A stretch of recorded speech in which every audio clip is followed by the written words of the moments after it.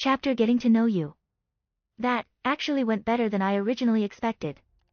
I thought of that as Ram accompanied me around the manor, giving me tour of the mansion. While recalling my conversation with Roswaal, or Rose as I call him. As I recalled my conversation with Roswaal, or Rose as I call him, it honestly caught me off guard when he accused me to be the one who stole Emilia's royal badge. He didn't do that to Subaru, even if he was suspicious he did not make blatant move like that. But at same time it made me realize that I'm a different person from Subaru, and thus I needed a different touch so I can dance according to his instrument. It's obvious that whatever was written in Echidna's gospel book was related to me. If I recalled correctly, the book was different. It acted like the prototype of a book that could show few alternate timelines, in a way similar to Kaleidoscope. Granted, it was not perfect, and would never reach the potential of the second magic. Even if it only showed a limited number of possibilities, it was still considered to be more effective than any of the other Archbishop's Gospels.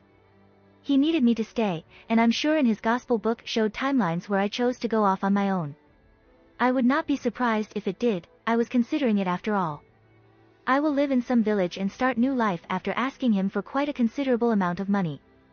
A part of me was still screaming at me, demanding to leave, to get away from this place. To start a new life, just like in the what if route, where Subaru chooses to escape with Rem. I still think about that option. Seeing what I was going to face, even the bravest person would think twice about accepting such a fate. Even though I had the body of a heroic spirit, I did not grow up during the age of gods. I was brave, but I still had doubts if it was enough. People who grew up in the modern world had a different way of thinking. Reading about this, Roswaal decided to manipulate the coming events himself. He made me look like the bad guy, and then Emilia came to my defense. I'm actually still surprised she did, and even more so that Puck decided to join her. It was going to make me feel grateful towards her. Then in return, since I don't have anywhere else to go, becoming a free guest, that and being treated as nobility would of course be very appealing, not to mention the favor I now owe to Emilia. Thus leading to my wish of staying here. I was able to read his intentions clearly enough. However, I feel there's still something more. He was still hiding many things. My newly acquired instincts told me so, and since they come from Saber, I just couldn't be wrong. Then again, he is not the only withholding things. Do you get everything this far, Aaron-sama? Ram asked. It has been an hour since we finished breakfast. Emilia has excused herself and went her own way, saying she needed to keep up with her studies. Since she pretty much lived in forest, she lost touch with the world for quite some time. She needed to know more about what was actually happening in Lugnica so she could become good king. Yep. I nodded to her. The East Wing has suites for welcoming visiting nobles, with rooms for entertaining guests and other facilities. The West Wing contains the servants' quarters, spare furniture, and books not meant for the archive. The main wing is used for general residence. The first floor consists of the dining room, bathrooms for relaxation, and things like that. The second floor consists Emiliadanos and Rose's offices and rooms related to their work. Third floor is the sleeping rooms for guest and main residents. Breakfast is usually served around 9 in morning. Today was 10 because Rose had business to take care of. Lunch is served around 2 lunar time, and dinner is at 7. I did not manage memorize everything, however at least I know where I should go so I don't get lost. This place is huge, almost like the Marina Bay Sands Resort in Singapore, covering nearly 200,000 square meters of ground. Ram stared at me for a moment. Observing me, Ram is surprised. Aaron-sama really was listening. He doesn't look to be paying attention. I'm a man of many talents, I suppose. I chuckled. However, you are right. I did have something on my mind, but at the same time I can't just ignore you, right? That would be rude of me. Aaron-sama is very courteous. Ram nodded in an approving manner, actually listening while not looking like it. Very handy for spying. I let out a small chuckle at her blunt way of speaking. I will take that as compliment, thank you. You are also very watchful and keen for a maid, I said nonchalantly. I give her small grin and quirk of an eyebrow when see her body seems tense a bit. What? You did not expect me to bite back, didn't you? I asked in amusement. Aaron, 1, Ram, 0. As expected, Ram's face was void of any emotion. However, the slight glint I saw in her eyes was speaking otherwise, though I could not the intentions behind it. I see. Aaron-sama really does have sharp tongue. She nodded in understanding. It was left unsaid, but I could tell what was on the tip of her tongue. Unlike Ram was clearly the more rational and sharp twin. She could control herself better. even losing her power did not change the fact she was still a prodigy in past. She may be weaker, but her mind was still as sharp as ever. No wonder she is the one that Roswaal trusts to make the judgment about Subaru. Since Eren-sama going to stay in here, we're going to need pick out an outfit for you. Ram commented, changing the topic. Eren-sama's outfit is clean and appropriate, but obviously you can't live only with a single set of clothes.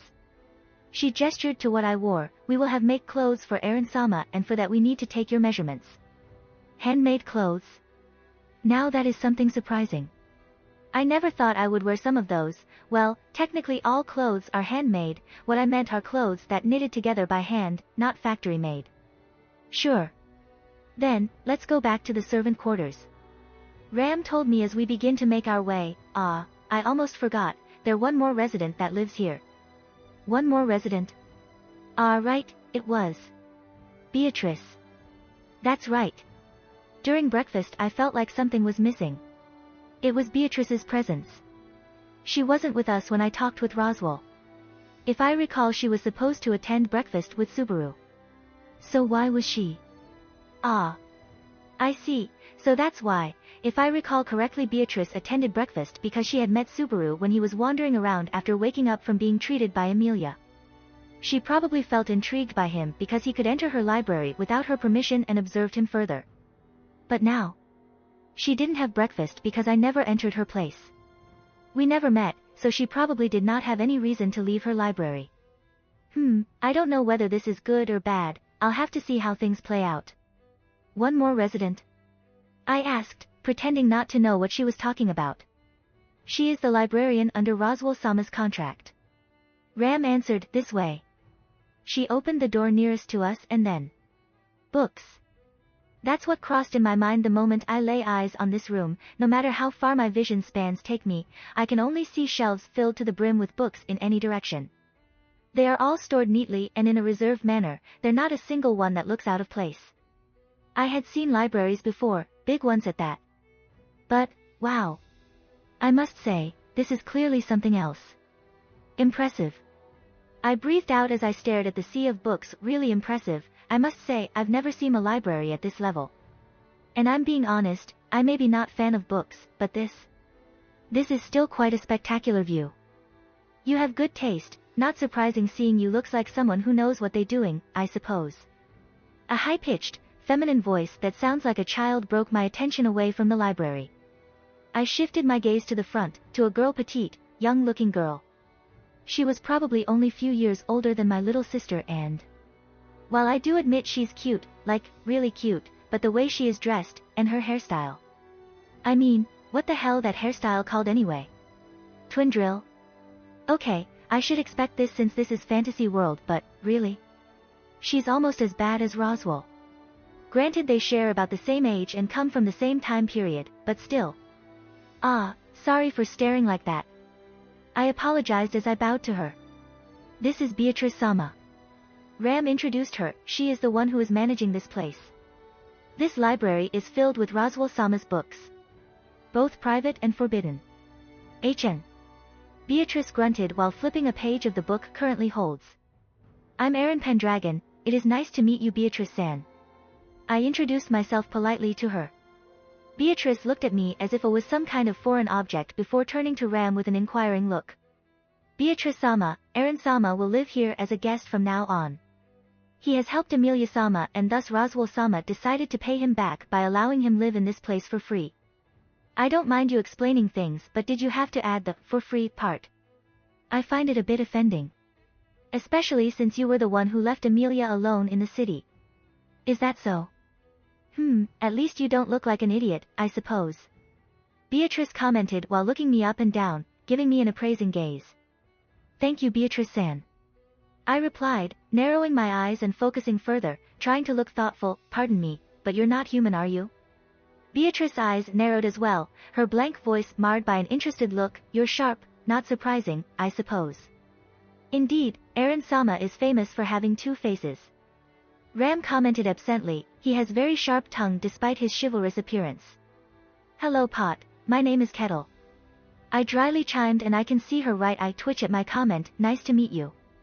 I added with a wry grin. Eren, 2, Ram, 0. Humph.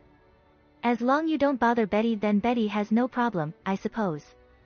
Beatrice said with another grunt before she slowly approached me. Don't move, she warned as she raised her hand at me. I narrowed my eyes at the warning, then I remembered what was about to happen. Just like in canon, Beatrice will take mana from me as she did to Subaru, and if I recall, it is not a pleasant sensa. Whoosh. Crash. Kia. Beatrice-sama. And then she flew. The blonde twin-tailed petite girl was repulsed from me by an unseen force when her hand made contact with my body. And by repulsed I mean got flung away, 2 or 3 feet away from my position, as if she just got struck by boulder her own size. I blinked, once, twice. My mind trying to comprehend what the hell just happened. Why did Beatrice get blasted away like that? I noted that Ram's body become tense, her uncaring eyes for once filled with wariness, and she took 1 or 2 steps back from me. Her hands twitched, probably ready to cast a spell if things turned sour. What actually just happened? I mean, Beatrice did try to take my mana, and in canon Subaru clearly showed how unpleasant it was, so why was it Beatrice who... Oh. I get it. You were trying to take my mana, weren't you? I asked with slight frown. Beatrice meanwhile sat up on the ground, her appearance was a bit messy but overall she looked fine. For once her blank and impassive face was filled with shock. What was that? She demanded. My magic resistance. I answered honestly, you were trying to take my mana without my permission. I think it did not approve. Trying to drain mana from someone who had high magic resistance forcefully, without permission, can be quite dangerous. Nezaverse's magic resistance system is pretty strong compared to other anime. Especially considering this saber's dragon blood. And magic resistance? Beatrice showed a flabbergasted look for a moment. Magic resistance is not supposed to work that way, I suppose. I don't know how your magic resistance works, but mine is like this. I said in dry tone, if you want to take my mana, all you need is ask Beatrice-san.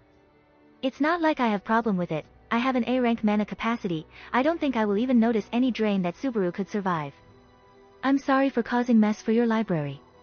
I added when I noticed the shelf Beatrice crashed into a moment ago, scrambling the books on the ground. I approach her with an apologetic look. Are you okay? I asked as I offer her a hand. Betty is fine, I suppose. Just a bit shocked. Beatrice said as she slowly stood without taking my hand, and inwardly I grimaced. Great. Way to start a relationship with someone who could possibly send you home, Aaron. Good job. Quick. Think of a way to fix this. Let's see, if I recall, Beatrice is like Puck, an artificial spirit. Which means... Here. I kept offering my hand to her. You want to take some of my mana, right? I'll allow it so you won't get blasted again. As far as I recall, that's how magic resistance is supposed to work.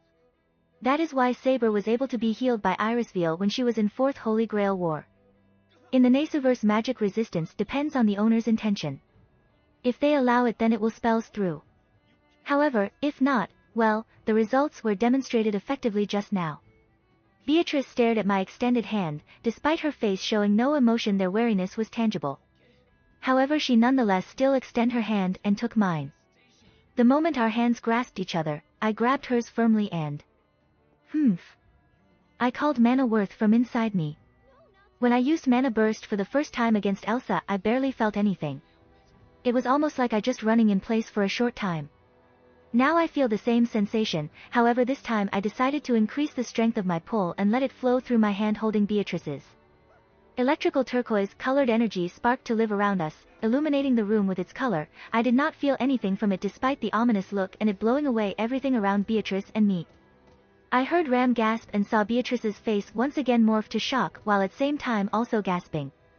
I ignored them as I slowly closed my eyes to start to focusing on controlling my now blazing magical energy and let it flow to Beatrice. I don't know how long, but I'm sure it took more than 20 seconds for the magical energy that crackling around us to slowly begin to weaken. Its brightness dimmed and the wind it caused also began to calm down. After making sure that the mana flow around my arm became more controllable, I let my grasp on her hand slip, releasing her. Woo, that was not tiring at all actually, but I definitely felt that. Actually controlling my mana was trying me more out than the drain my reserves took.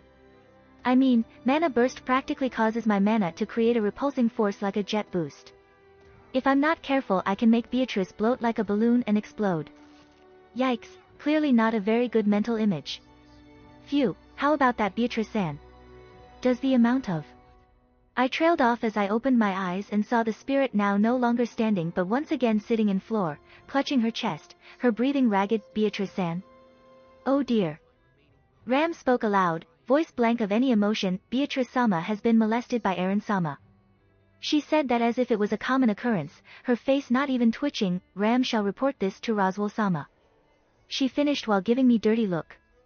I shot her unamused look and opened my mouth to retort. However I closed it when I found that I also didn't know what actually happened. For all I know I just overcharged her with mana, sending her into the state that was almost like... God damn it, this woman. Eren, 2, Ram, 1. G giving Betty such a high amount of mana without any warning. Beatrice seems to finally regain her breath and stood shakily, her face flushed a bit. You're lucky to have such a handsome face, people won't think of you as an idiot at first glance, I suppose. I grimaced openly at the insult and put in another apologetic face. I'm sorry Beatrice-san, I was just trying to pay you back for harming you before and... Humph.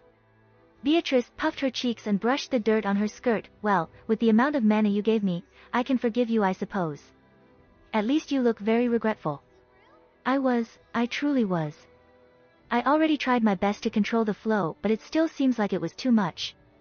Ugh, I didn't do what I think I did, right? I'm not child molester. Granted Beatrice is actually 400 years old, but her appearance. Her appearance. Gah. If there is nothing else then please leave.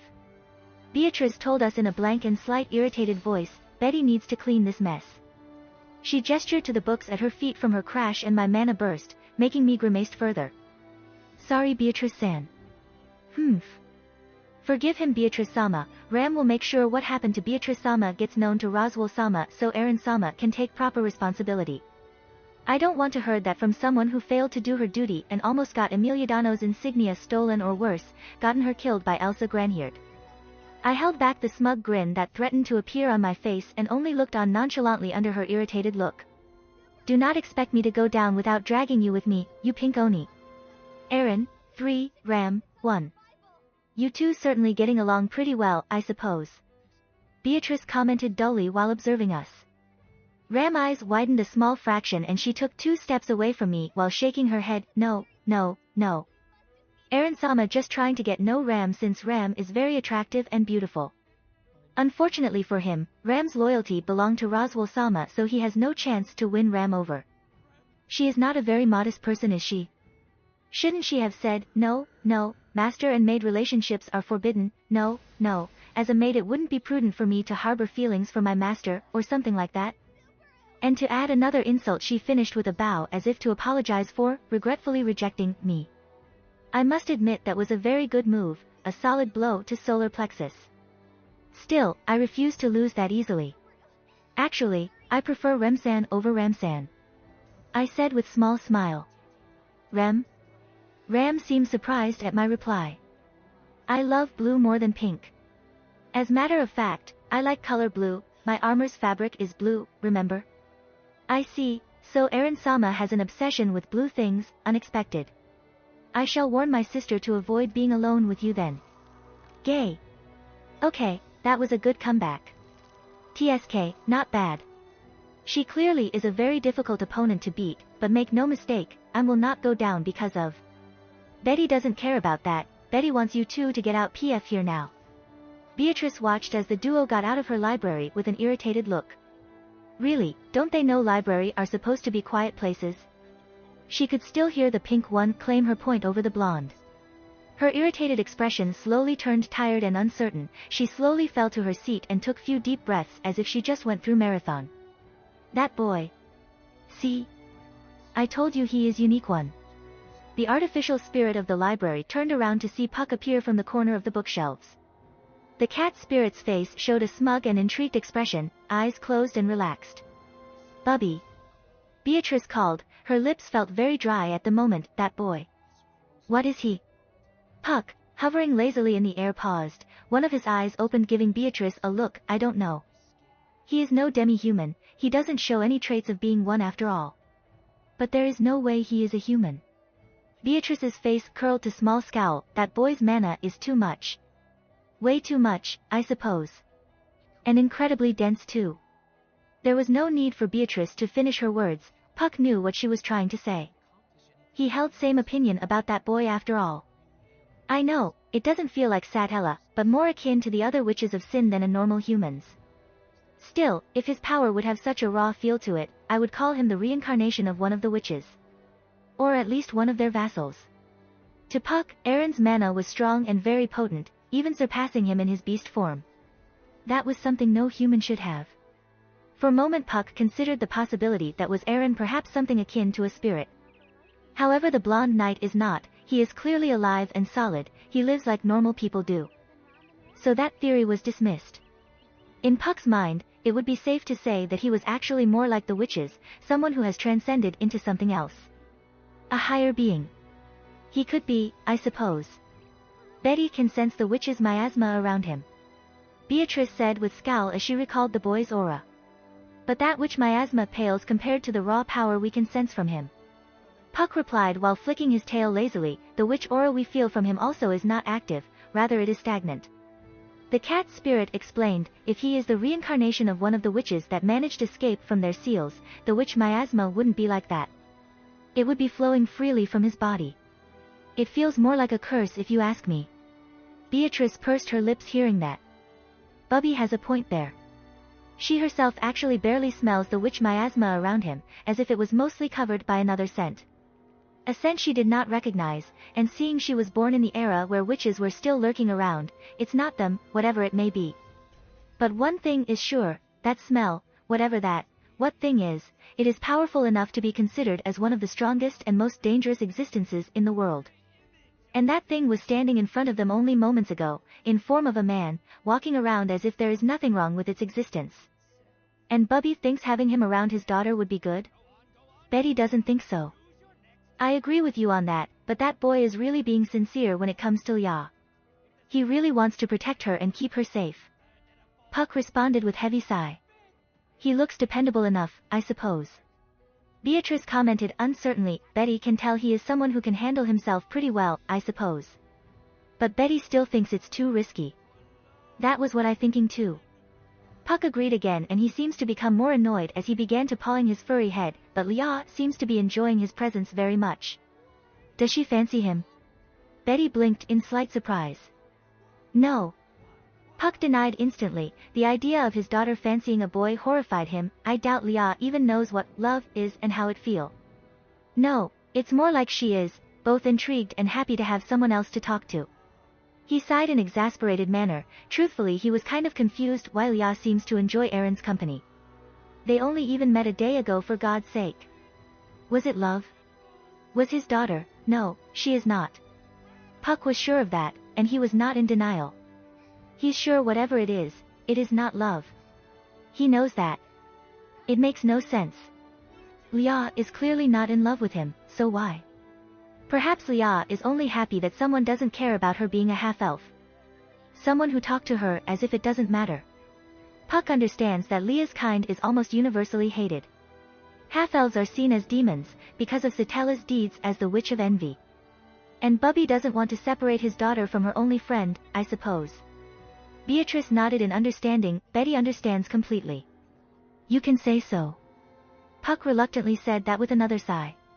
Emilia needed someone to talk to other than him, it wasn't healthy for his daughter to close herself in. And besides, Aaron at least cares for Lia's safety anyway. What is your opinion about him, Betty? Beatrice pursed her lips into a thin line and stared at where the boy went. What did she think about him? Truthfully she didn't know. The boy seems to be not that bad in her opinion. He did not hold any ill intent toward her and was sincere when apologizing for causing her harm. And the mana he gave to her was more than enough to sustain herself without a recharge for a few days. Even right now she can feel the magical energy flowing inside her very clearly. This was the largest portion of mana she received in years. In a way, the power and energy he radiated, it actually reminded her of. The image of a beautiful white-haired woman smiling and drinking tea crossed her mind. The artificial spirit felt a pang in her heart for a moment before she banished it away. No. It was nothing, only a coincidence. As long as he doesn't bother Bubby's and Betty's place, Betty doesn't care. She said while puffing her cheeks. She knew that was lie. And she was aware that Puck also knew it. Neither said anything about it. Because right now she herself was still unsure about him. More observation was needed, so she can give her opinion about the boy. Eren-sama's outfit really is knitted very well. Rem commented as she held the coat Eren wore, leaving him in only a t-shirt and pants, the material and the silk too. Of course they are. That is from Hugo Boss. Eren thought as he observed the blue-haired maid rubbing his coat. We don't have silk and material like yours, Eren-sama. Will it satisfy you if we use our own? I don't mind at all, you need not trouble yourself with expensive material. Eren answered with a shrug. Right now he was with Rem in the servants' quarter. Rem already left since she has her own duties to follow. Then, Rem will take your measurements. Rem said as she picked up the tools and approached the blonde. Spread your arms, Eren-sama. Sure. Eren did what the maid ordered, spreading his arms to allow the Rem to take his measurements. The pseudo-saber felt his cheeks warm at the closeness. Usually it was a man who took another man's size, but, now it is not just a girl, but a really cute one as well. And she's so close he can practically smell her. Your face is red, are you feeling ill, Eren-sama? Rem asked as she noticed Eren's face. No. Eren let out small cough and shakes his head. It just, is kind of embarrassing. Embarrassing? Rem asked, tilting her head slightly in confusion. Cute. God damn it. You're not helping me here. Eren groaned internally. Well, from where I'm from, it's usually a man who takes the measurements of another man. So it makes me kind of self-conscious. He said honestly. Rem sees, well, it can't be helped since we don't have a male servant, please bear with it. Rem said as she resumed her work, arms wrapping around him to measure his torso. Somehow I'm not surprised you say that. Eren thought sourly. He was about to drop the topic, it was already awkward enough, with how close they were. However, something suddenly crossed his mind. He began consider the pros and cons of his idea for a moment before decided to take a risk. Rem-san. Please call me Rem, Eren-sama. Rem informed. Rem then. Yes, is there something Rem can help you with? She asked. Do I smell weird? At the question Eren watched as the blue-haired maid's body visibly stiffened. The grip she had on the measuring tape also tightened. That already answered his question enough. He continued to try his best to appear nonchalant. This particular topic mostly ended badly when it came to Rem. It's just, having a girl this close to me, I'm worried that I smell bad. Rem sees. Her voice was still stoic and neutral, but there was small edge in there. Eren-sama does smell weird in Rem's opinion, yes. Really? Maybe I should take bath after this if I smell weird. Eren gave small nod while putting on a contemplating look. By the way, Rem, do you have free time after you finish your duties this night? Rem usually does. Why? I'm foreigner in here, I noticed that the currency used in this country is different. Eren said, and since I'm going to live here from now on, I want to learn about it. And I want to learn more about this kingdom as well. If you don't mind, I want you to tutor me in that aspect. For the first time since their conversation started, Rem rose her head to stare directly into his eyes. Icy blue meet forest green. The former's gaze was just like its color, cold and freezing. Eren felt right now he was being judged, and he won't be surprised if he was. No thanks to that which is sent, right now he was in a very difficult position. Why not ask Ne-sama? Rem asked in a monotone. Eren's face turned dull at the question. Yeah, like that would happen. He said in equally flat voice, I don't think I will learn anything if I spend time with her. They would probably spend most of their time throwing insults and arguing against. And while Eren must admit Rem's presence is enjoyable for him, the bantering and talk, it reminded him of home. He knew he would have to learn about this world if he wants to survive with his sanity intact. And if he wished to really learn, then he needed to rely on Rem. Not to mention he already saw how Rem taught Subaru in canon. Yeah, safe to say, she was clearly not a very good teacher in his opinion. And at same time he was going to make her trust him, or at least prevent any hostilities before they started. The image of a defenseless Subaru being pummeled to death by her crossed his mind, and Eren held back grimace.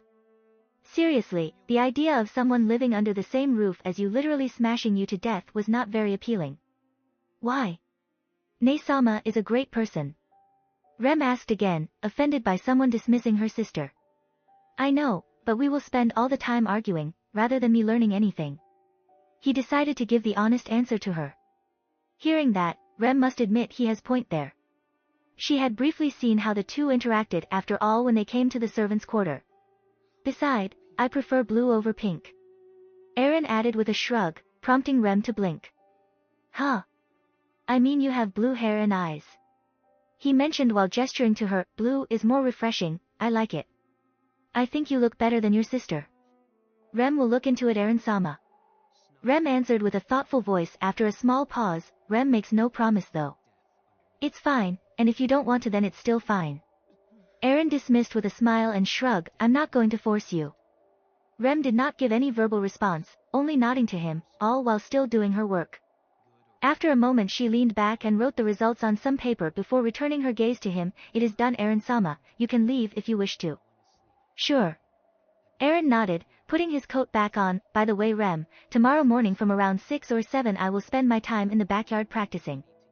Emilia told me to tell you or Rem, so can you two please inform me when breakfast is about to served? I see, very well. Rem will inform Ne-sama as well. Does Aaron-sama need to be awoken? No, but if you pass by my room around 7 then please check if I am already up. If I'm not then please wake me up. Understood. Rem nodded to the young man. Lunch will be served soon, Aaron-sama, you can wait in the dining hall if you wish to. I think I will skip it. Aaron said after a moment of considering, I'm not too hungry right now. If someone is looking for me, please tell them that I'm in the backyard and practicing my swordsmanship. He really needed to train seriously if he wishes to survive in this world. Rem only blinked once before she nodded again. Understood. Then should Rem save your lunch for later? No, it's fine, you don't need to prepare lunch for me. I'm just going to eat when it's dinner time. Thank you, Rem. Don't mention it, Aaron-sama. The pseudo-saber gave her one last smile before he turned around and walked away. Rem's blue eyes locked to him as he turned his back to her, never once to stray from him. Only when he is out of her sight, Rem found her lips curled to small frown, her eyes narrowed in suspicion. What was that man planning? Truthfully, Rem did not like him. While she did feel grateful that he both had helped Emilia-sama was doing Roswaal-sama a great favor, the scent he radiated. At first Rem did not smell any witch scent from him, no. As matter of fact the first thing that crossed her mind was, power. He smelt of raw power, raw mana. As if he was mana that taking the shape of a human, power in the shape of a man. And she found herself enraptured for a brief moment when she looked at him. The way he carried himself, the way he walked, his every gesture. He is very charming if you want to put in a word. There was a regal aura that seemed to be emitting from him, and it did nothing but imbue his good appearance. Then when she had the opportunity to get a better smell of him, her awe turned to pure terror and horror. The witch's scent. Tough, small and covered, the stink was still there, hidden, lurking, and latched onto his powerful aura like an insect burrowing in the dirt, like a parasite. If someone who has that much power possesses a witch's scent then, he was definitely dangerous. Dangerous with capital D, as matter of fact. The power she felt was enough to make her feel small, and now it was added with the witch scent. Terror and fear is the only thing she felt the moment she realized just how dangerous this person is. It takes every ounce of control she had to not showing any signs of fear, of weakness when taking his measurements. She was sure she still slipped few times and that man caught her tenseness but decided to not think about too deeply about it. She was tempted to scream no when he asked her to spend time with him at night. Hell, she even tried to push it onto her sister, something that she usually doesn't do since she doesn't want trouble her. But it seems that man still insists on picking her, and he has good reasons as well. And then he started to compare her with her sister and... Rem, in a sense, was at a loss for words at that time. She didn't know what to say. That was the first time someone picked her over her sister without knowing anything about them. There was strange sensation in her stomach, she found it not unpleasant but she quickly dismissed those feelings. That was obviously a trick, he can't be trusted, while the witch scent around him was small and barely noticeable, it's still there. Roswaal-sama has told them to not act rashly since the man was dangerous, and coming from him it means something. But the Archmage did not have any choice since he was indeed indebted to him for helping Emilia-sama. If the news come out that she had her insignia stolen, well, it would be very bad for the house. What should she do now? She bit her lip, she needed to ask Ne-sama about this. I see. So that was the situation. Roswaal said with thoughtful face, for once there was no sign of his usual playful aura around him. So what should we do, Roswaal-sama? Rem asked with anxiety, her sister was standing by her side. It's difficult situation. I know just how traumatizing this is for you, Rem. The clown mage said while giving a look to the blue-haired maid, but in any case, like I said previously, there is nothing we can do. Rem looked like he just slapped her and Ram showed a frustrated face. Roswaal-sama, allow me to replace Rem. Ram said, we only spent a short time together, but if it's Ram sure that man wouldn't dash. No, we can't do that unfortunately. Roswaal cut her off swiftly, as much as I want Rem's safety, I'm sure he has his own motive in picking her rather than you. Though Roswaal actually had a guess why Aaron picked Rem over Ram, he won't said it aloud, and for now, we're at a disadvantage, as much as I hate it we have no choice other than to let him have this first move. Hearing that, Rem looked crestfallen while Ram looked upset at the final decision. Seeing this, Roswaal carefully picked his words to reassure them. Do not worry, I'm sure that boy won't do anything to Rem, obviously he's not going to harm her in any way for now. Not yet at least, but he left that unsaid. That boy has planned for Rem, Roswaal can see that just by hearing the report from the Blue Oni, for now, we humor him. Rem, you go and tutor him as he wishes. And please remain as discreet as you can. Yes, Roswaal-sama. Seeing the maid's acceptance, the clown mage frowned with a slightly regretful look on his face, to ask this from you, it must be very hard. I apologize. It's fine, it is Roswaal-sama's order and Rem shall follow it. Rem politely with a bow, then, Rem shall go to Aaron-sama's room now. Please do, and Ram, you can go with her if you want. I'm sure he would understand why accompanied Rem. Yes. The court magician watched as his subordinates walked out, leaving his office. His complicated and thoughtful face turned to a smirk the moment he was alone as he began pondering about his guest. The boy is not stupid, Roswaal was aware of that. Just by their small talk moment ago he at least managed to catch a glimpse of what he intends to. But at same time, Roswaal also did. Aaron Pendragon is a cryptic and sharp person. He is a good liar alright, he knows how to hide lies under the truth. He was a bit surprised by the display, but Roswaal has hundreds of years of experience.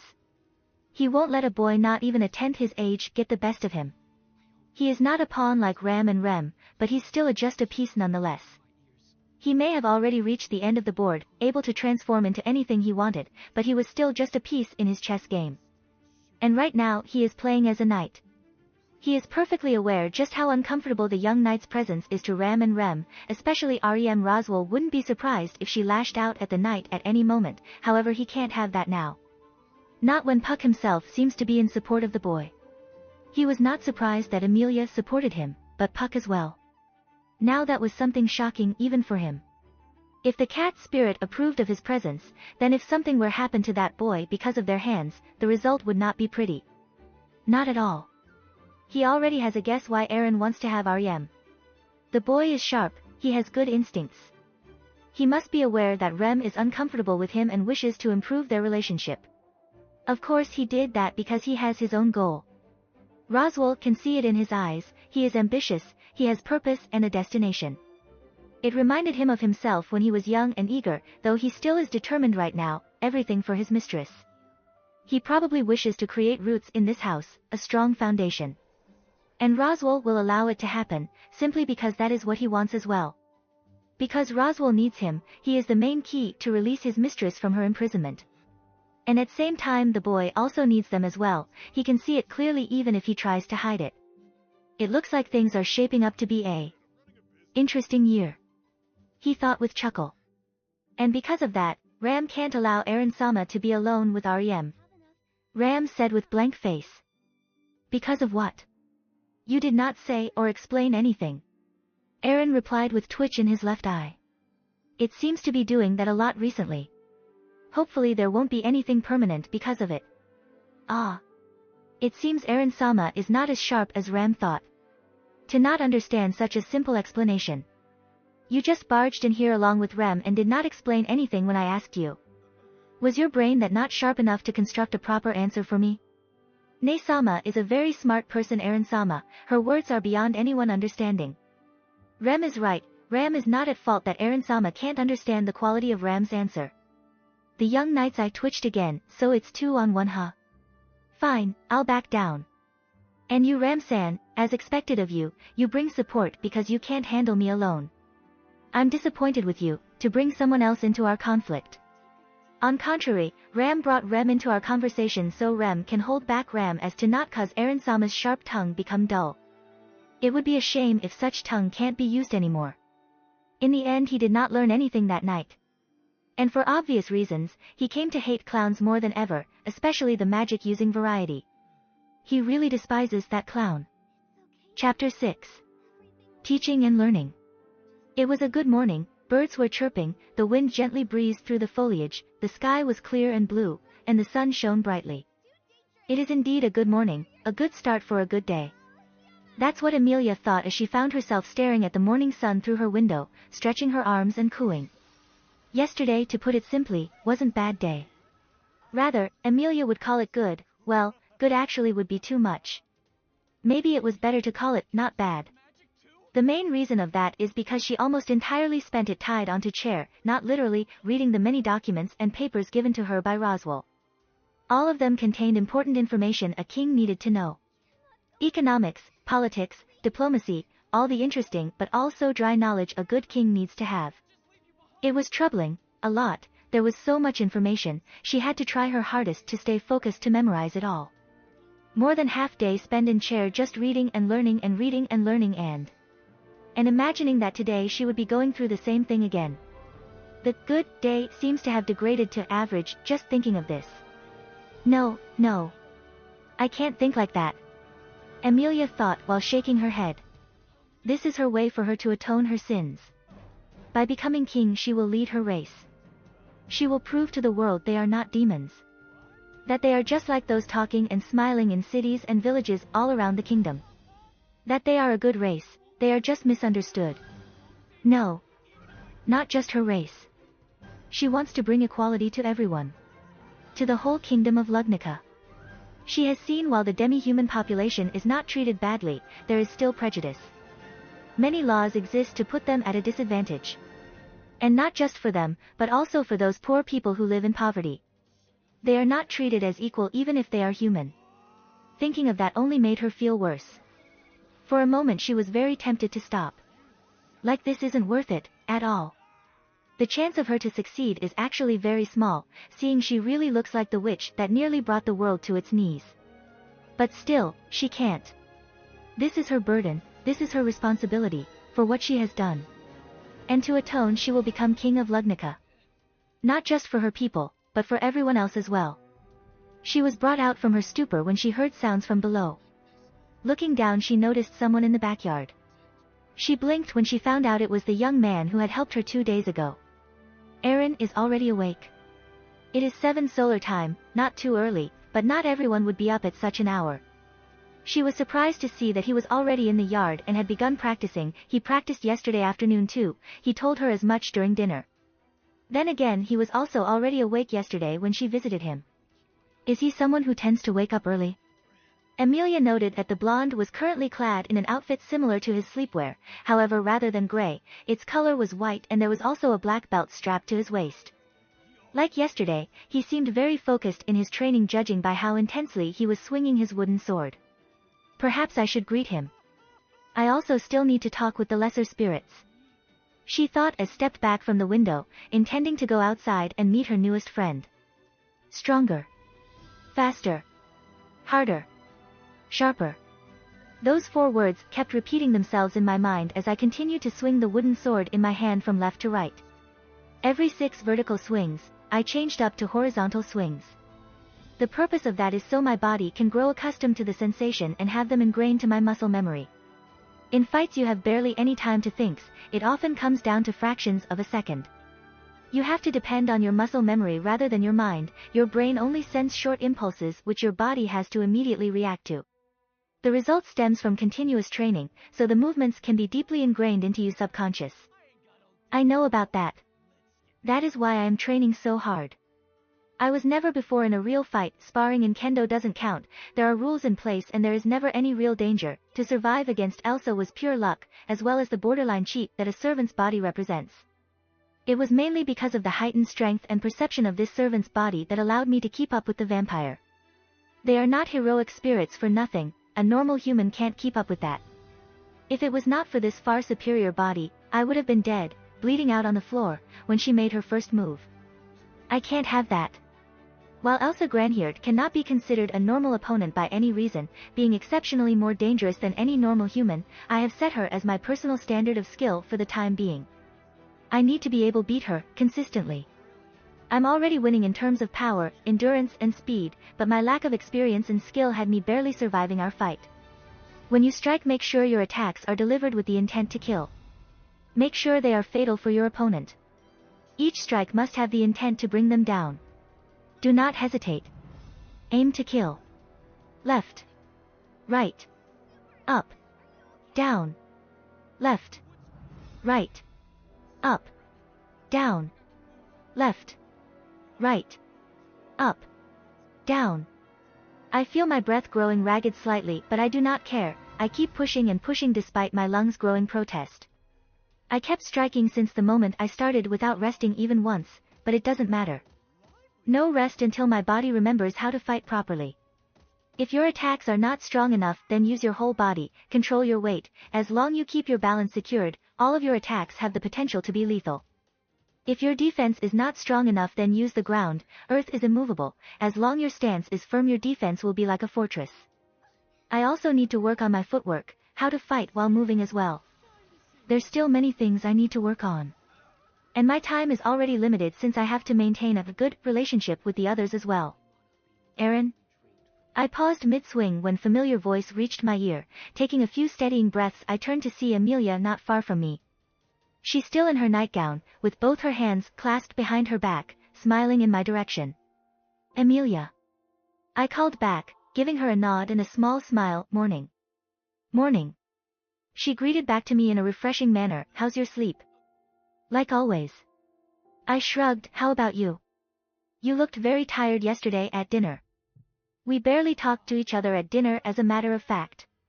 Emilia looked so tired I did not want to wear her out even more. Yeah, you can say so. She said with small strained chuckle. I have a lot of reading material to go through yesterday, since I have been out of touch with the world for so long. Ah, yes. I can understand that, seeing she was frozen for 100 years, she really seems like Captain America, eh? You'll have to push through that if you want to become king. I answered, you will be updated every day about any major events in your country. You will have to handle economic decisions, the security around each city and village, deal with diplomats of other kingdoms, and meet with the lords you choose to govern over your territory. Those are but a small example of what you will do when you become king. Emilia took a moment to process what I said before nodding with an understanding look. I see, I did read some of that yesterday. She said with hum. It doesn't end there. Right now Lugnica can be considered one of the weakest kingdoms. Not in term military strength, but rather its goods, the economy, and such things. Since the kingdom shut its borders due to the late king, there has been just about no trade with any of the neighboring countries. Normally this would still be fine, however this kingdom right now not on right path. You saw the amount of people living in slums a few days ago, right? They were many, and it was located around our capital city, the place where the kingdom is supposed to be at its strongest. If you look on any map, compared to other 3 kingdoms, Lugnica has the most fertile land. It's supposed to be the richest and would be easily able to sustain itself if it had to. And yet, there's so many of people that reside in slums around capital. If the capital itself is that bad, then what about the other cities? Obviously they will be war. And that is proof enough that the council who is currently ruling this kingdom is starting to lose their control, sending the kingdom into disarray and giving way to corruption. Judging from available world maps from Re:0, Kuraraji is the only country that can rival Lugnica. As shown in the what if scenario, Kuraraji does not seem to have any of these problems. It is the kingdom that Lugnica is supposed to be. If you just look at how advanced its military is, Lugnica should be way more prosperous than Kuraraji. And yet, this kingdom looks so poor. Emilia was silent for a good few seconds, taking in what I said, with a complicated look on her face. You're right. She murmured in agreement, if you put it that way, right now Lugnica is actually not heading down the bright path. She looked at me with a mixture of awe and surprise, wow, Aaron. You're really good at politics. It's called common sense. I said flatly, I feel a sense of déjà vu for some reason after saying that, even normal people can come to that conclusion after seeing this kingdom's condition. I think your sense of common is slightly distorted, Aaron. She commented in an unsure manner. I feel like you are the last person I want to heard that from. I responded back in an even duller tone. Seriously, I really feel like that. I'm not the one who just recently joined the world of the living again after being frozen for a century. What do you mean by that? Emilia shot me an annoyed glare, make it a pout and cute glare, seriously her face can't intimidate me at all. If I did not have little sister who is even cuter I probably would swoon over that face. Probably. I give her a smile that is filled with amusement, you will figure it out in the future. That doesn't make me feel any better. And she pouted more. Seriously girl, stop using that expression, it's illegal. It's not fair, you're talking about me and I don't even get what you're saying. In response of that I raised my hand to pinch her cheeks. The world is not fair, learn that from now on. I commented while smiling. Wow. Her skin is so smooth and soft, it reminded me of my sister. A Warwin. She squeaked as she held the hand glued to her cheek, it hout. Wet mule guo. Chuckling, I did as she asked, prompting the half-elf to rub her stinging cheek while glaring, Aaron you're a nincompoop. I didn't know that word was still used this day and age. I blandly responded. And here I was, bringing you some water. She huffed as she showed her other hand holding a bottle of water, I guess I shouldn't give it to you. She pouted. Well, I'm actually not feeling thirsty, so it's fine for me I guess. I shrugged in an uncaring manner. Her cheeks bulged to the point they became slightly red and I let out laugh, I'm just kidding Emilia, hand me the water please. Emilia continued glaring at me for a few seconds before reluctantly giving me the bottle, you really pinch hard. She grumbled as she rubbed her still sore cheek. I'm sorry for that. I chuckled, it's just, you're pretty fun to tease. You're mean you know that. I only shook my head while opening the bottle to take a drink. I'm really not that thirsty but having a drink after all the exercise can't do any harm, I suppose. Pfft. A sudden strong poke in between my ribs had me spit out most everything again anyway. I sputtered and coughed when the rest went down the wrong pipe. The responsible party had the gall to giggle at me when I glared at her. Take that. She claimed in childish way while poking her tongue out. How mature of you. I said in the most dull voice I could muster, truly, you are an example every aspiring king out there. Emilia's laughing stopped, she gave me strange look before shuddering, I don't know why, but the way you speak made me shudder and feel depressed. Good then. I grunted as I resumed my drink, however this time I made sure to keep an eye on her invading little hands. Emilia let out small giggle and shook her head, you must have woken up pretty early, to already be sweating that much. She commented looking me over, how long have you been training? I don't know, what time is this? I started at around 5:12 solar time. 5:12. Emilia seemed surprised at my answer, you've been training for almost 3 hours? I was already awake at 5, so after brushing my teeth I went out. It seems my body is extraordinarily healthy if it can handle such a workout after only 4 hours of sleep. Then again, the servant aspects probably also have a hand in that. Almost 3 hours? I asked while blinking, it's already 8 in the morning. No, but close to. I just finished talking with the lesser spirits before I decided to greet you. Wow, truthfully I didn't know what to say about that. I was swinging my sword without stop for almost 3 hours. True right now I feel tired, however it's still not too much. I could still go on for some more hours before I collapsed I guess. Still, that is not the problem, what I mean is. How did I get so focused that I lost all sense of time? It doesn't make any sense. This has already happened 3 times now. Twice yesterday and now this is no longer coincidence. I close my eyes, trying to seek the answer by recalling my training and... no good. I can't remember them, no, it not like I can't remember what happened. I do know that I went through training, however that was all I could recall. I can remember the movements and stances that I went through, but I can't remember anything else. It almost like all of them, our memories of long past events. It's strange, really strange. I don't know how to put it in words since I can't describe it, but it wasn't a pleasant sensation. However, since it's so indescribable, I found it to be disturbing, in a way. Aaron? Emilia's voice once again broke me out of my stupor. Are you okay? She asked in low voice. She was concerned, a hint of worry clears in her eyes.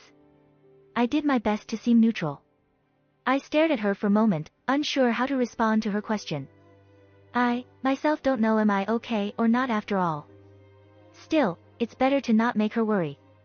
I'm fine, just lost in thought, I said with a smile. She did not look convinced, but her expression mellowed. Lost in thought? What were you thinking about? The future. Not technically a lie, I do think of the future, if only in a small part. Never once did I stop thinking about it since I set foot into this world. Besides, what if I lie a little? Puck is sleeping right now, I can use this to my advantage to score some more points with Emilia. Future.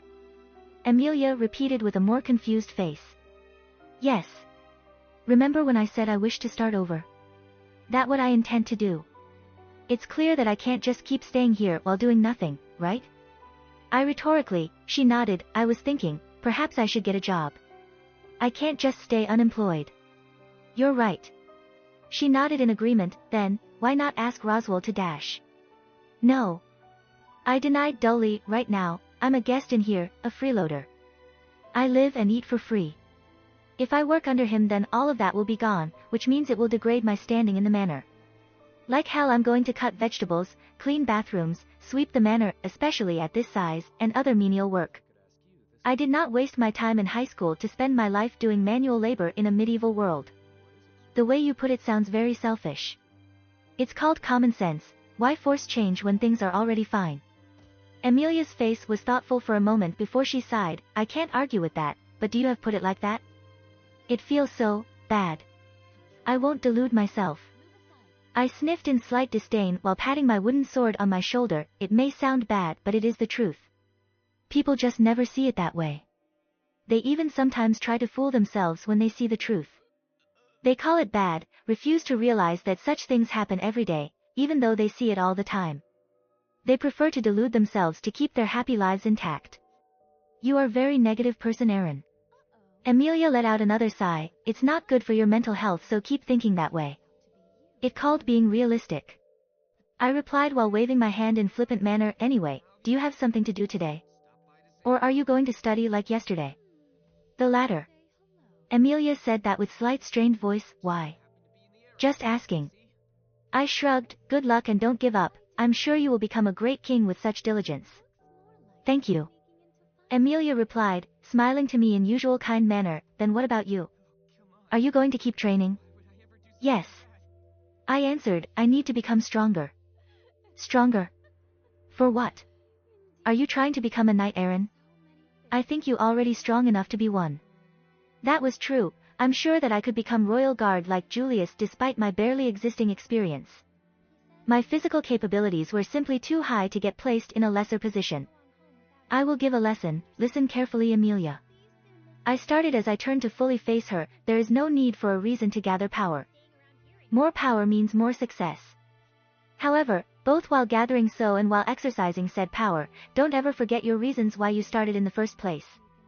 And never, ever stray from your reason no matter what happens, or how dire the situation is.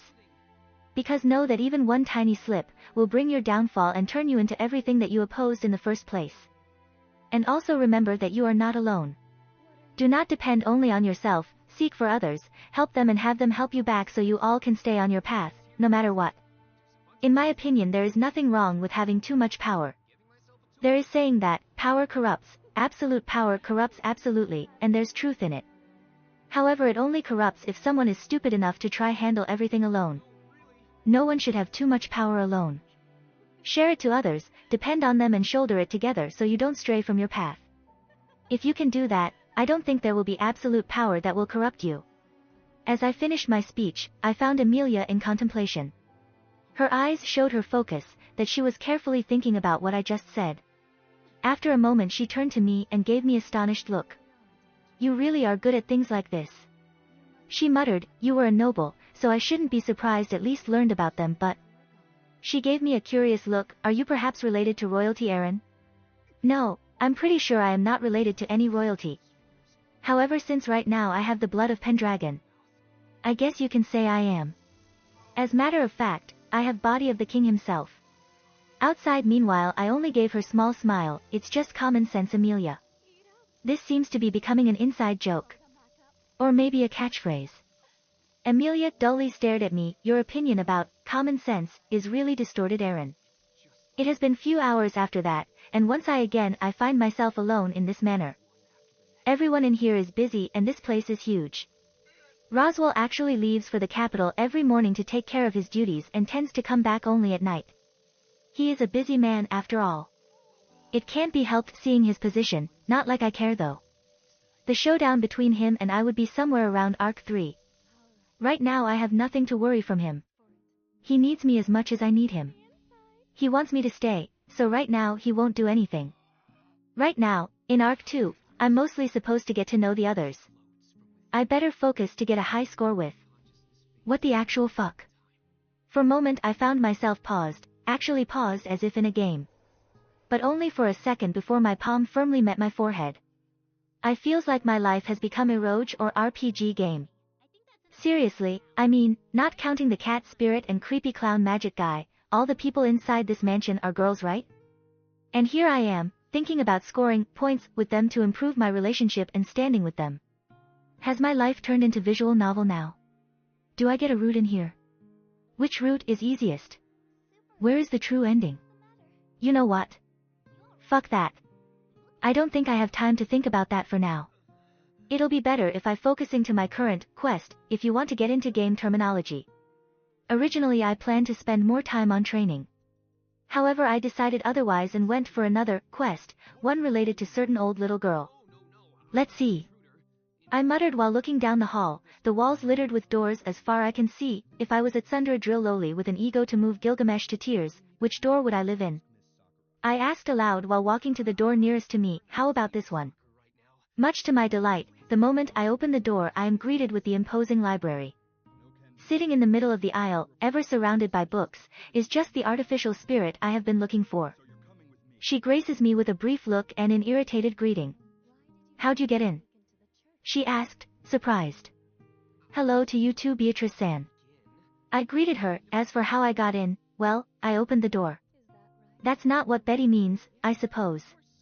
Beatrice replied with irritation. The barrier I erected should stop anyone from entering the room. The residents are an exception only because Betty allows it, I suppose. You are not on the list. Right now Betty doesn't want to be disturbed, so how? Her eyes narrowed. Is it your magic resistance again? No, I don't think so. I answered after a moment of silence. I don't think my magic resistance works that way. I mean, if I enter some kind of boundary field I'm sure I will feel a tingling sensation around my skin. Yesterday I felt a slight tickle when Beatrice tried to take my mana, that's how I realized it. Though if I had to guess why I got accepted easily by this place it must be because of my curse. Return by death, blessing and curse of Satella and the Witch of Envy has got to be somehow connected to the ease I have finding this library. I don't know the details but it worked the same way for Subaru after all. Humph. Beatrice grunted and returned her gaze to her book. What do you want? Betty is busy, I suppose. Is that so? I'm sorry then, I just came here to ask if you are going to need mana for today. I would be glad to supply it for you if that's the case. Beatrice's eyes returned meeting my own. For a moment I found myself captivated by those eyes. Since the first time I clearly saw her face, they are what caught my attention the most. These sea blue orbs with butterfly-shaped pupils. They are beautiful. I breathed out. And I truly meant it, I do find her eyes to be beautiful. Despite their abnormality, I mean, butterfly-shaped pupils. But, god damn, those sure as hell were some of the most enchanting eyes I have ever seen. What are you babbling about? Beatrice asked with a small sneer. Are you trying to flatter Betty? Sorry, but Betty is not interested, I suppose. Instant rejection. I shake my head, clearing my mind and letting out small chuckle. No, it just. Sorry Beatrice-san, I did not mean it like that, I was just lost in your eyes for a moment. Her normally blank face is adorned by a small smirk. I can practically see their glint in those beautiful eyes, of course. Betty has the prettiest eyes. You really have good taste, I suppose. She replied in smug voice, and to answer your question, Betty doesn't need mana. The amount you gave her yesterday is enough to cover for the next few days, I suppose. Really? I asked, blinking in slight surprise. If I recall, Beatrice needed a lot of mana since she is an artificial spirit. As matter of fact, she rarely leaves the library because it's practically bound to her and gives her mana. And even so, it's often still not enough. She still has to drain mana from the other residents from time to time. Yes, the mana you transferred to me was not just an unusually high amount, but is also very right in power. Beatrice answered, you didn't know about that, did you? She asked, practically glaring at me for my ignorance. No. It surprises me how someone who looks so competent can be so idiotic at the same time. Perhaps the maid was correct, maybe you do indeed have a split personality, I suppose. Damn you, Ram, look what you did to my reputation. Then again, I'm also in fault in here. Ha, you win this round, woman. I'm not going to give her a point though, she's not here to gloat after all. It would be very helpful if you could please explain it to me further, Beatrice-san. She only grunted and pointedly looked away from me. I inwardly sighed at seeing this. Great, just great. This clearly going to be harder than I thought. How did Subaru manage to win her over? I mean, Beatrice is a true loner. The only thing that seems so consistently distract her from her books seems to be Puck. Are you staying here alone, Beatrice-san? I asked. I mean, I know you're a spirit contracted to protect this library, but... I tilt my head a bit, aren't you lonely? No. She answered flatly. Had I not known the truth about her, I would bought that. She answered my question so nonchalantly, almost like she really found being with other people annoying. But she did not. I know the truth about her, what she has actually gone through for 400 years. I can't even imagine how she managed to stay sane for all this time. Then, is it okay if I spend some time in here? I asked. Beatrice's eyes narrowed slightly. The books in here are forbidden.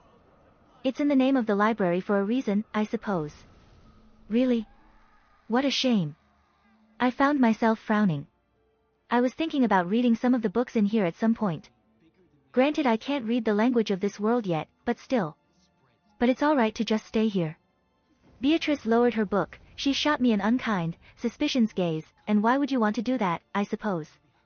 I decided to be a bit more honest and shrugged. You look like could use some company. I said with small smile, don't worry, I will be quiet. I added, noticing her glare. Beatrice stared at me for a few more seconds before snorting and going back to her book, but she made no more attempts to refuse my offer. I smiled at her and sat down in a corner, a few feet from her. There was no further conversation between us that day. Beatrice kept silently reading her book, making no attempt to talk while I also made no attempt to talk to her. We both sat in silence, enjoying the peaceful atmosphere. The only sounds came from Beatrice regularly turning a page. I stayed in there for more than an hour, promising to come back tomorrow for another visit. If you want to sit around doing nothing, do it in your own room, I suppose. She mocked me. I only smiled at her. If I want some peace, I still think I prefer the library. The atmosphere here is very calming. Beatrice just snorted, her eyes locked to her book. She did not bother looking up as I left. I can already tell this will be pain in ass. Well, it's not like I expected this to be easy after all.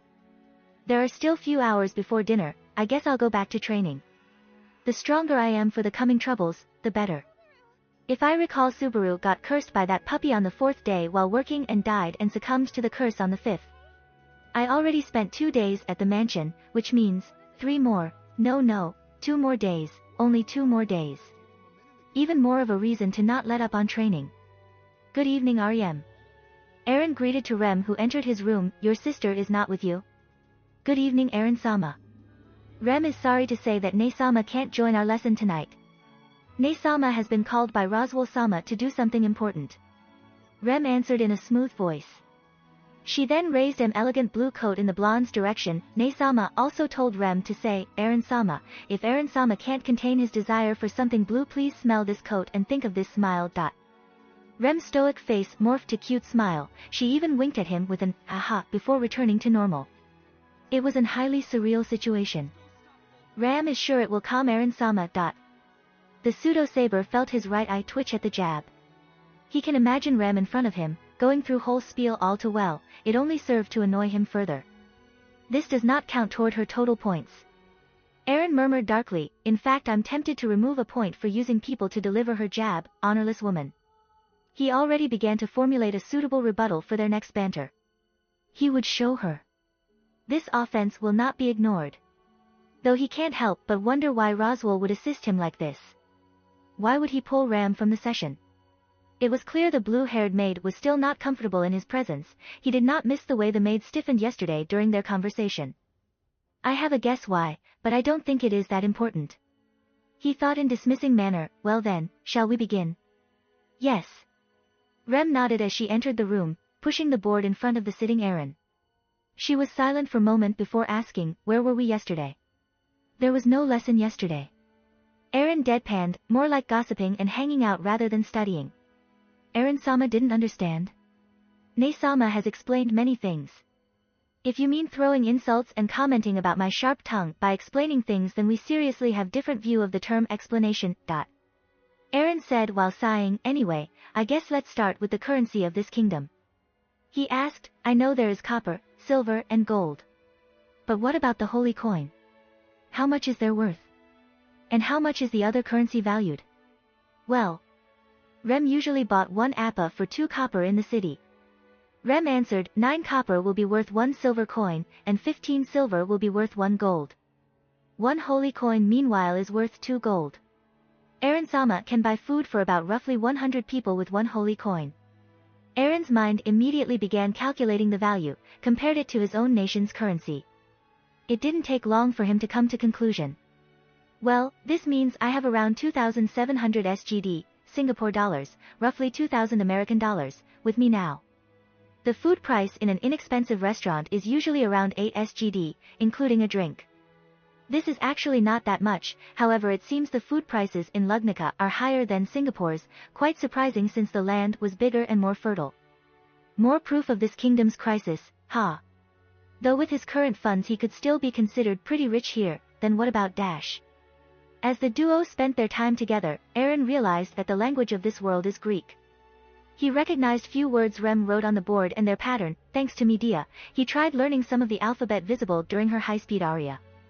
He found it very fitting that this world used the language of gone olden gods, seeing Greek itself also contained many a tragedy. He also confirmed that Lugnica's condition is as bad as he explained to Emilia. Right now the country has to solely depend on their own resources. The prices for their export have plummeted and imports have become unreasonably expensive following Lugnica's inactivity in the global market. All of this happened without even taking the continued presence of the local demonic beasts into account. Especially the white whale, whom has already claimed the life of the previous sword saint, is a huge threat to both the population, as well as the economy. Trade caravans will not often visit nations where they are under constant potential threat. Thankfully the military still stands strong. Sword Saint Reinhard is one of the most famous knights among the royal guard. He's called a knight among knights not only for fame alone, apparently until now no one has ever managed to defeat him in a duel. His power, proven in combat with the surrounding nation's knights, is enough to deter many other nations from invading Lugnica. Even Lugnica's southern neighbor, the highly militant Valachian Empire, has not yet dared to invade. Not to mention Roswaal as well, he was plenty famous. Few dared to cross his path. Like old Merlin in Britain, Roswaal is the most well-known and feared magician in the country. With his 400 years of age he has had plenty of time to gather experience. Eren still believed that Merlin would have been more powerful, though. But this does not mean Lugnica is safe from danger, far from it. The other kingdoms recognize Lugnica's plight as well as he does. Both time and the roaming demon beasts are slowly chipping away at Lugnica's ability to feed itself. The absence of their leader has weakened the Dragon Kingdom, tough it still stands mighty, for now. Time alone will be enough to bring the leaderless dragon to its knees, and when it falls, the now mostly peaceful neighboring countries will strike. That was Eren's conclusion after their tutoring session. He ran the concept by Rem, to confirm his observations. That's actually correct. Rem spoke in slight hesitation. Eren-sama is really smart to conclude this in such a short time. Not really. He shrugged nonchalantly. I was already thinking along similar lines the moment I saw a slum and walked around the capital. Not to mention that, according to the source material, Lugnica was indeed in a bad position. It was easy for him make the assumption after some small observations. Rem sees. Eren glanced at Rem's unreadable face. His eyes roamed over her figure, noticing how she seems to tense when she notices him looking at her. He shakes his head before ruffling his hair in slight annoyance. Okay, it was easy to said he was going to make Rem trust him, but what should he do? He clearly has to do something to make Rem less wary of him. However, at same time he also needed to stay on topic. He can't just change the conversation. It would only make him more suspicious and... well, if she's curious about me but doesn't want to make a move, then let's try this. He thought, things are really complicated here. Then again, we also have many problems in my home.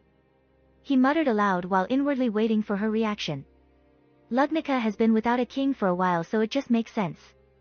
Rem commented before she tilted her head a bit. Is Eren-sama's country similar to Lugnica? Gotcha. You can say so. Britain had similar problems. Eren said, recalling the condition of Britain after Uther died. Britain? Rem blinked. Rem never heard of the Kingdom of Britain. Of course you wouldn't, I would be surprised if you did. Eren shook his head. My kingdom, let's just say it's quite isolated, and small, smaller than Lugnica. It's more like 1 or 2 islands rather than a whole continent like Lugnica. He spoke in slightly nostalgic tone, his eyes glinting with an unknown light for a moment. But it's a good kingdom, granted we rarely have moments of peace because of the raging civil war. However, the majority of people do not live in fear despite of that. Rem silently listened to the blonde who glanced to the moon through the window. Let me show you a bit. Eren stood, walking over to his bag on his bed. Rem watched, seemed to further tense, her eyes glued to him, never to leave, as if the man was going to pull out a weapon and attack her at a moment's notice. Eren was oblivious to this as he picked out his cell phone. Turning it on, he walked back over to Rem, with a small smile. The light that emitted from the foreign device perked Rem's interest, as she warily watched on. What is that, Eren-sama? This? In your land I guess you call this device a Matia. An object that allows people to cast magic without opening their gate. If he recalls correctly, this is an example of what this thing can do. He lifted the phone up, setting the camera to focus on himself and Rem. Smile, Rem. Click. Eren opened the phone's picture menu and chuckled when seeing the result. While he was smiling charmingly, Rem looked childlike and totally lost. He showed the result to Rem, who had her eyes widen when sees it. This is impressive, isn't it? He asked with a small smirk. Rem tentatively raised her hand, her finger touching the surface of the phone in an uncertain manner, rubbing the picture of her face. Eren-sama, what is this? How can there be another Rem and Eren-sama in here? Eren was tempted to say because he captured their souls, if only for a moment. However, he remembered just how shaky his relationship with her already is. Rem also was a bit gullible at times. She did after all fill the bathtub with mayonnaise once because she misunderstood Subaru. Needless to say, he wisely chose a more truthful approach. You know how our eyes are seeing people? Eren asked Rem rhetorically, who nodded. Well, this Matia also has an eye. Right here. He pointed to the front camera. It can capture what it sees and save it inside itself. He then raised the phone and turned it towards them. Smile, Rem. Ah. Click. Maybe it was only a reflex or coincidental. However, in the picture Rem was smiling, not too wide, only a small one.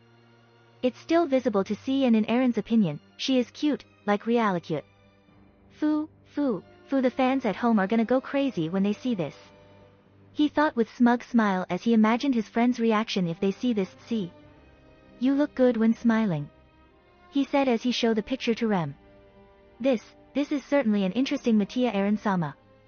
Rem murmured with awe at seeing herself in there. It can do more things, but I will show you later. Here, this is what I wanted you to see. Eren entered the image gallery, swiping the screen, and found what he looking for, an image of Camelot from the Merlin series. Here. He extended the device towards her. Rem still looked uncertain, however she took it nonetheless, and her eyes widened when saw the castle. Judging by the trees and forests close by, it had to be huge. Bigger than maybe even the capital. The castle of Camelot. He said, his voice carrying a hint of pride for an unknown reason, castle of the most beautiful city in Britain. It's marvelous. Rem commented in awe as her eyes roamed over the castle. Her fingers brushed the picture, accidentally sweeping it, changing the picture. She let out small gasp before and blinked when seeing the new picture. It was him. Aaron, however he looked, different in her opinion. For one, his blonde hair seemed a bit paler, his armor also looked more dull. For a moment Rem thought it was a different person, however the outfit and the smiling face still looked like Aaron, albeit the real one is more better looking in the Oni's opinion. This is not what caught Rem's attention though. It was a girl. A cute girl, barely reaching his stomach, she appeared to be at most 12 years old, standing in front of him while Aaron rested his hands on her shoulders. Her hair looked a bit unusual to Rem, long and black, and her face was also foreign to her. She is clad in a beautiful yellow dress that could be considered for nobility. It suits her pretty well. Aaron, noticing Rem's gasp, wanted to see what she was looking at. He blinked at seeing the picture of himself in his costume with his little sister in Belle's dress from Beauty and the Beast. Big brother, can I borrow your phone? What for? I want to play Angry Birds. Later, I'm using it right now. He smiled in nostalgia as the memory of his sister crossed in his mind. He has just been in here for 2 days and yet, he already misses her so much. This picture was taken just before he went to the cosplay show. Seeing him all dressed up, his sister decided to dress up herself and take a picture with him. She became fan of Saber Prototype the moment he showed him to her. That is my sister. He spoke in soft voice. Rem blinked and turned to him, Aaron-sama's little sister. Yes, she is a pretty little girl, isn't she?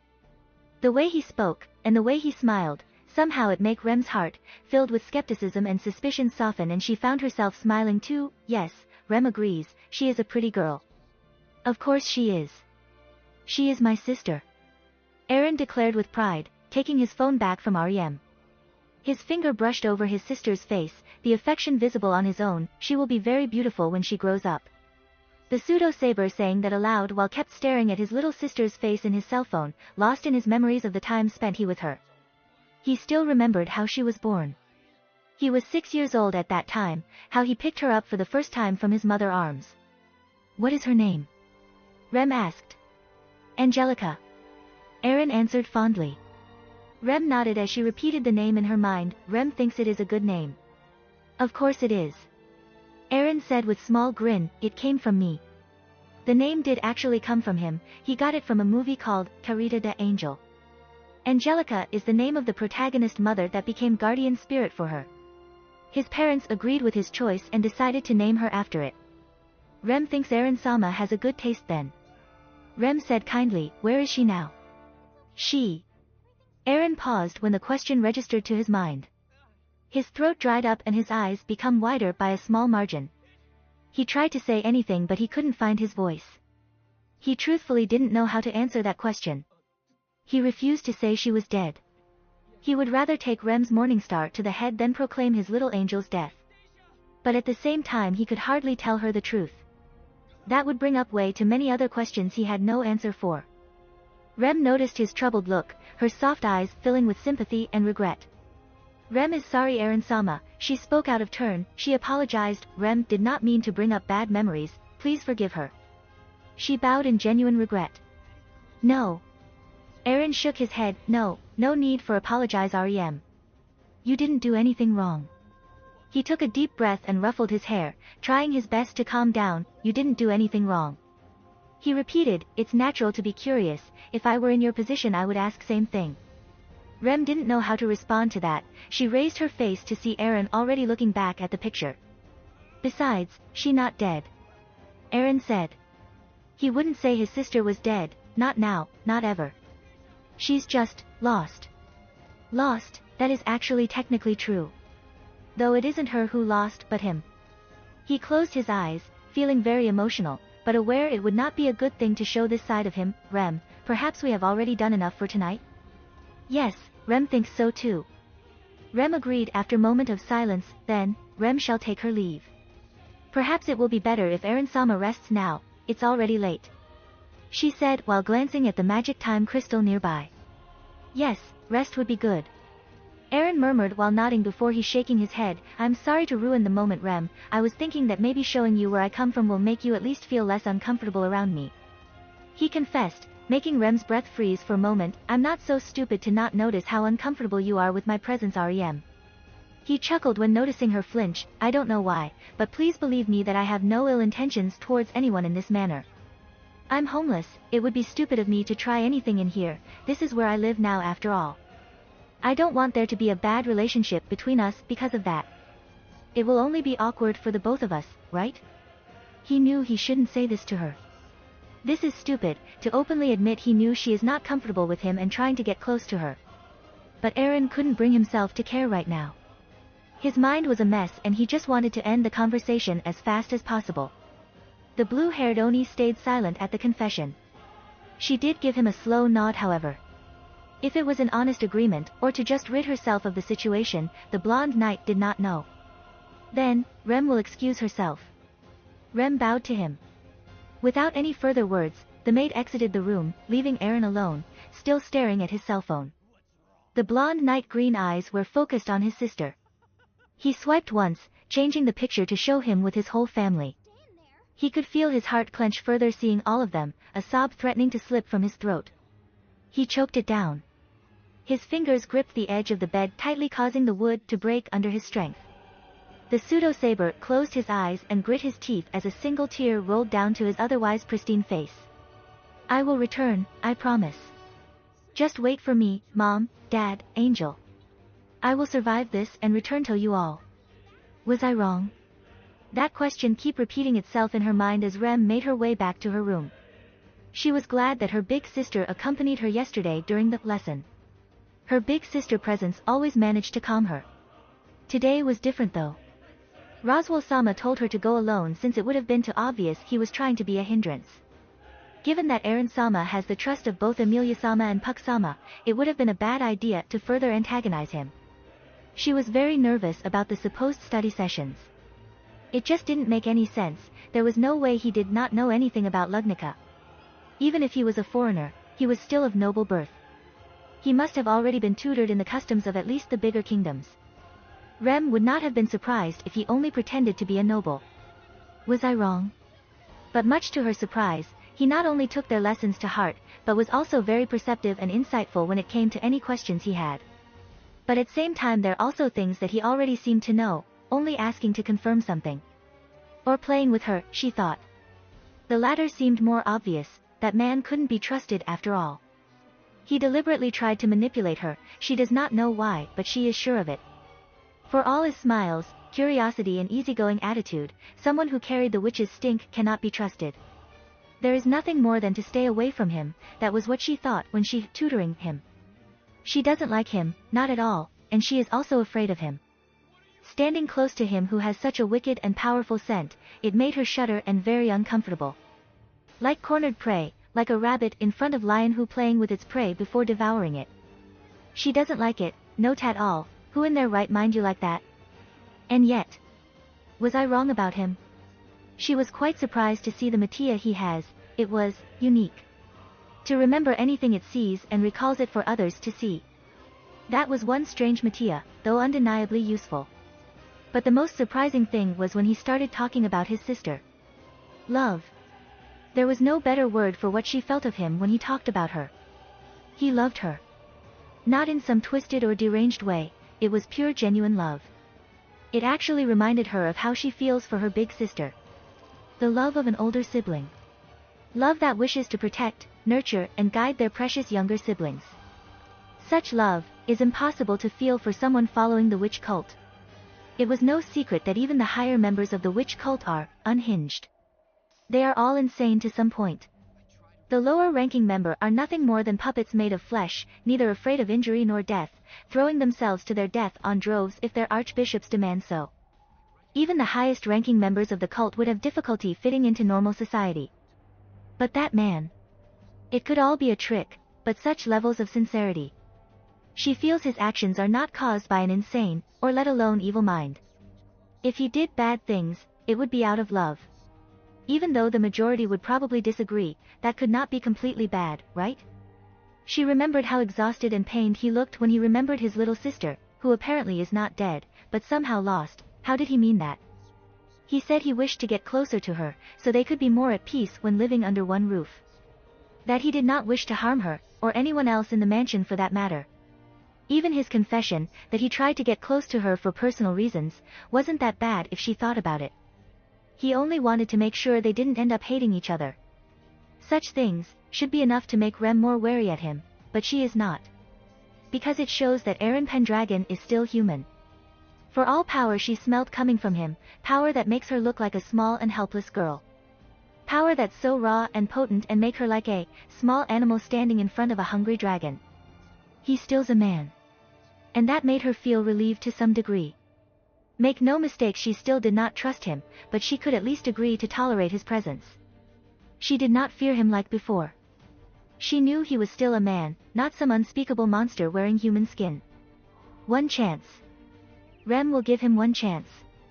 The blue-haired Oni hastened her pace, it was already late and it would not do for her to oversleep. Even if he would already get up by himself, he was a guest and he asked her to wake him at 7 in the morning. It was her duty to follow the wishes of any guests to the mansion, she was the head maid after all. If you like this content, don't forget to like and subscribe. See you later, bye bye.